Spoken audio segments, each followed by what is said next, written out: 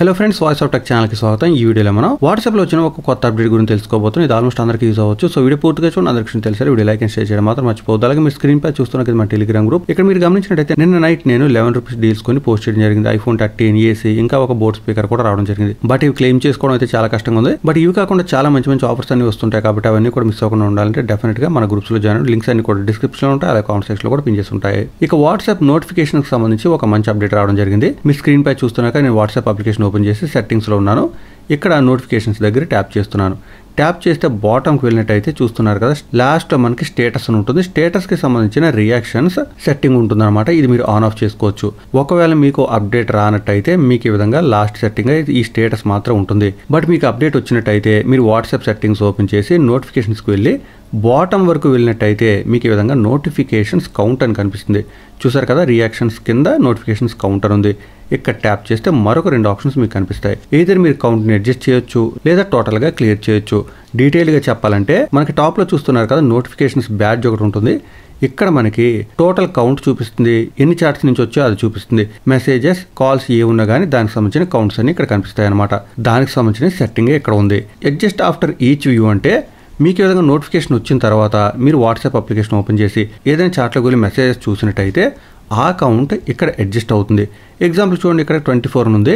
ఒకవేళ ఏదైనా message open చేసి నేను చూసినట్టయితే అది మనకి డ్రాప్ అవుతుంది. అది కూడా చూద్దాం. ఇక్కడ విన్జో అనే మెసేజ్ ఉంది కదా, నేను అది ఓపెన్ చేస్తున్నాను. ఓపెన్ చేస్తే చూసారు కదా, మెసేజ్ ఓపెన్ అయిపోయింది. అంటే నేను కంటెంట్ చూసినట్టే. ఇప్పుడు కనుక బ్యాడ్జ్లోకి వెళ్ళినట్టయితే మనకి అది 22గా మారింది. సో ఈ విధంగా కౌంట్ అనేది మారుతూ ఉంటుంది అనమాట. అలా కౌంట్ అడ్జస్ట్ కావాలి అనుకుంటే మాత్రం మీరు ఫస్ట్ ఆప్షన్ సెలెక్ట్ చేయవలసి ఉంటుంది. లేదు మీరు సెకండ్ ఆప్షన్ సెలెక్ట్ చేశారు అంటే ఎప్పుడైతే మీరు వాట్సాప్ అప్లికేషన్ ఓపెన్ చేసి ఏ ఒక్క సింగిల్ మెసేజ్ చూసినా కానీ టోటల్గా కౌంట్ అంతా కూడా క్లియర్ అయిపోతుంది. The badge clears completely after every time you open the app ఉంది. సో కంప్లీట్గా బ్యాడ్జ్ అంతా కూడా అక్కడి నుంచి రిమూవ్ అయిపోతుందని చెప్తున్నారు. ఎగ్జాంపుల్కి చూడండి, నేను సెకండ్ ఆప్షన్ సెలెక్ట్ చేశాను. సెలెక్ట్ చేసిన తర్వాత ఇక్కడ టాప్లోకి వెళ్తున్నాను. ఇక్కడ నుంచి మొత్తం డీటెయిల్స్ అన్నీ కూడా పోయాయి.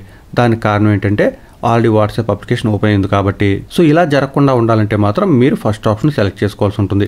ఇలా సెలెక్ట్ చేసి ఉన్నట్టయితే మీకు టాప్లో వాట్సాప్ బ్యాడ్జ్లో కౌంట్ అడ్జస్ట్ అవుతూ ఉంటుంది అనమాట. మరొకసారి చూడండి, ఇదే ఫోన్లో సెకండ్ వాట్సాప్ ఉంది. దాని నుంచి నేను మరొక మెసేజ్ పంపిస్తున్నాను. మెసేజ్ సెండ్ చేయడం జరిగింది. చూసారు కదా, టాప్లో మనకి 23 మెసేజ్ అని చూపిస్తుంది. అలాగే మనకి ఇక్కడ మిగతా మెసేజ్ కూడా చూపిస్తుంది. ఇలా ఉండాలంటే మాత్రం మీరు నోటిఫికేషన్స్లోకి వెళ్ళి ఫస్ట్ ఆప్షన్ సెలెక్ట్ చేయాల్సి ఉంటుంది.